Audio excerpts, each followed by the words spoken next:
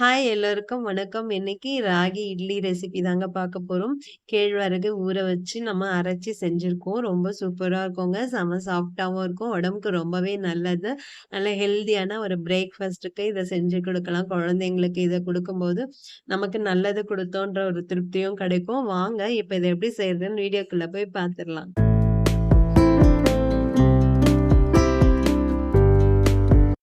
நான் இந்த கப்ல எல்லா பொருட்களையும் அளந்திருக்கேன். இந்த கப்ல 1 1/2 கப் அளவுக்கு கேழ்வரகு எடுத்துக்கலாம். நீங்க மெஷரிங் கப் இல்லன்னா, வீட்ல இருக்க கிளாஸு, டம்ளர் ஏதாவது ஒண்ணு பயன்படுத்தி எல்லா பொருட்களையும் அதிலயே அளந்துக்கோங்க. இப்ப நான் இந்த கேழ்வரகு நல்லா சுத்தம் பண்ணி எடுத்திருக்கேங்க. இதுல வந்து 1 1/2 கப் அளவுக்கு நான் கேழ்வரகு சேர்த்துக்கிறேன். இது கூடவே 1/2 கப் அளவுக்கு இட்லி அரிசி சேர்த்துக்கோங்க.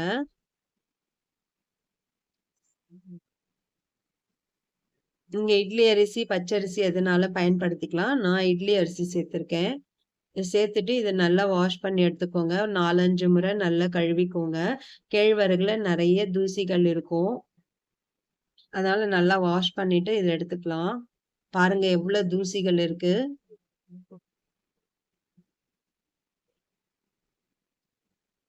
இப்ப இந்த தண்ணி நல்லா வெள்ளையா ஆகுற அளவுக்கு நல்லா வாஷ் பண்ணி எடுத்துக்கலாம். அவ்வளவும் தூசிகள் தான்.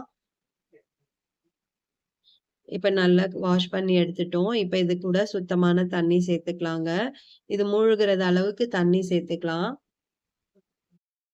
இப்ப பாருங்க தண்ணி நல்லா பியூரா இருக்கு. இந்த அளவுக்கு வாஷ் பண்ணி எடுத்துக்கணும். கேழ்வரகு ஊறுறதுக்கு டைம் எடுக்குங்க. அதனால ஒரு 6 மணி நேரம் ஊற வச்சுருங்க. இப்போ கேழ்வரகு அளந்து அதே கப்லயே 1/2 கப் அளவுக்கு உளுந்து எடுத்துக்கோங்க. முழு உளுந்து பயன்படுத்தினீங்கன்னா நல்லாருக்கும். இட்லி நல்லா சாஃப்ட்டா கிடைக்கும்.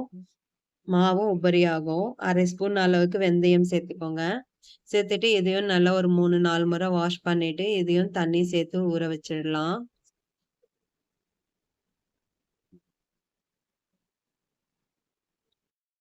நம்ம இன்னைக்கு சோடா உப்பு எதுவுமே பயன்படுத்த போறது இல்லங்க. நான் இன்னைக்கு அவல் மட்டும் தான் சேர்க்க போறேன்.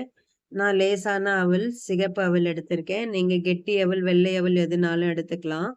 கேழ்வரகு அளந்து அதே கப்லயே 1/2 கப் அளவுக்கு அவல் எடுத்துக்கோங்க. இத ஒரு பவுலுக்கு மாத்திட்டு, இதையும் ஒரு முறை வாஷ் பண்ணி எடுத்துக்கலாம். வாஷ் பண்ணிட்டு அவல் முழுகுறது அளவுக்கு தண்ணி சேர்த்து ஊற வச்சுக்கோங்க. இது 10 நிமிஷம் ஊறுனா போதுங்க. நான் இன்னைக்கு மிக்ஸில தாங்க மாவு அரைக்க போறேன். நான் அளவு கம்மியா ஊற வச்சிருக்கிறதால நான் மிக்ஸிலயே அரைச்சுக்கிறேன். நீங்க கிரைண்டர்ல அரைக்கிறதுனாலும் அரைச்சுக்கலாம். இப்ப உளுந்து நல்லா ஊறி வந்திருக்கு. இத மிக்ஸி ஜார்ல தண்ணி வடிச்சுட்டு சேர்த்துக்கோங்க. தேவையான அளவு கொஞ்சமா தண்ணி சேர்த்து அரைச்சுக்கலாம். மிக்ஸில அரைக்கும்போது நீங்க விட்டு விட்டு அரைச்சுக்கோங்க. தொடர்ந்து அரைக்க வேண்டாம். இப்ப இத ஒரு பவுலுக்கு மாத்திக்கலாம். இந்த அளவுக்கு நைஸா அரைச்சு எடுத்துக்கோங்க. பவுலுக்கு மாத்திட்டு அதே ஜார்லயே கேழ்வரகையும் கொஞ்சம் சேர்த்துக்கோங்க. நான் கேழ்வரக 2 பேட்சா சேர்த்துக்கிறேன். இந்த அளவுக்கு அரைச்சு எடுத்துக்கோங்க. அதையும் அரைச்சு வச்சிருக்க உளுந்தோடயே சேர்த்துக்கோங்க. சேர்த்துட்டு மீதமுள்ள கேழ்வரகு அரிசியும் சேர்த்துட்டு, ஊற வச்சிருக்க அவலையும் இதோடயே சேர்த்துக்கலாம்.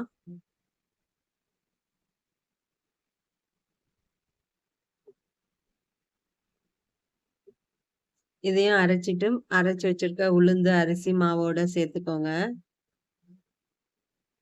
இப்ப இதுக்கு தேவையான அளவு உப்பு சேர்த்துக்கலாம். சேர்த்துட்டு நல்லா கலந்து குடுத்துருங்க.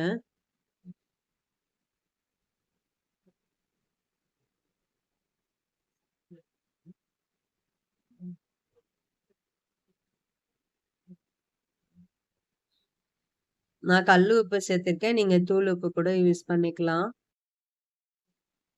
நல்லா உப்பு கரையிறது அளவுக்கு உளுந்து, அரிசி மாவு எல்லாமே நல்லா கலர்றது அளவுக்கு மிக்ஸ் பண்ணி குடுத்துக்கோங்க.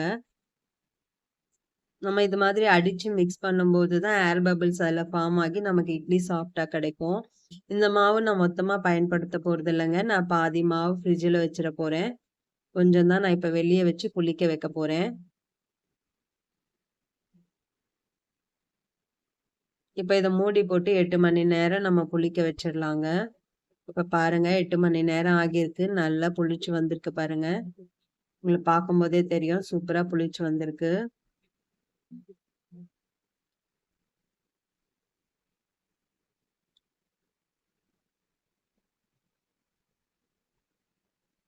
சூப்பரா இருக்கு பாருங்க. இப்போ இட்லி தட்டுல கொஞ்சமா நல்லெண்ணெய் தடவிக்கிறேன். தடவிட்டு இட்லி ஊத்திக்கலாம். இட்லி பாத்திரத்துல தண்ணி சேர்த்துட்டு, தண்ணி கொதிச்ச பிறகு தாங்க நம்ம இட்லிய சேர்க்கணும். இப்ப இத மூடி போட்டு ஒரு 15 நிமிஷம் வேக வைக்கலாங்க. கேழ்வரகு வேக டைம் எடுக்கும். அதனால கட்டாயமா 15லருந்து 20 நிமிஷம் வேக வச்சுக்கோங்க. இப்ப நல்லா வெந்து வந்திருக்கு பாருங்க. கொஞ்சம் ஆற விட்டு எடுத்துக்கலாம். இது உடம்புக்கு ரொம்பவே நல்லதுங்க. பிரேக்ஃபாஸ்ட்டுக்கு, டின்னருக்கு குழந்தைங்கள்லேருந்து பெரியவங்க வரைக்கும் எல்லாருமே எடுத்துக்கலாம். எவ்ளோ சாஃப்ட்டா இருக்கு பாருங்க. ரொம்ப ஃப்ளஃபியாவும் இருக்கு. உடம்புக்கு ரொம்ப நல்லது. எலும்பு தேய்மானம், எலும்பு சத்து குறைபாடு இருக்கிறவங்களுக்கெல்லாம் இது ரொம்பவே நல்லதுங்க. கட்டாயமா நீங்களும் செஞ்சு பாருங்க. செஞ்சு பார்த்துட்டு எப்படி வந்ததுன்னு கமெண்ட் பண்ணுங்க. வீடியோ பிடிச்சிருந்தா லைக் பண்ணுங்க, ஷேர் பண்ணுங்க. இன்னும் நீங்க cook with Sujini channel subscribe பண்ணலன்னா, சப்ஸ்கிரைப் பண்ணிக்கோங்க. மினிமம் குவான்டிட்டில செய்யும்போது, மேக்ஸிமம் அளவோட செய்யும்போது சமையல் சுவையாவே இருக்கும். நாளைக்கு இன்னொரு வீடியோல சந்திக்கிறேன். பாய்.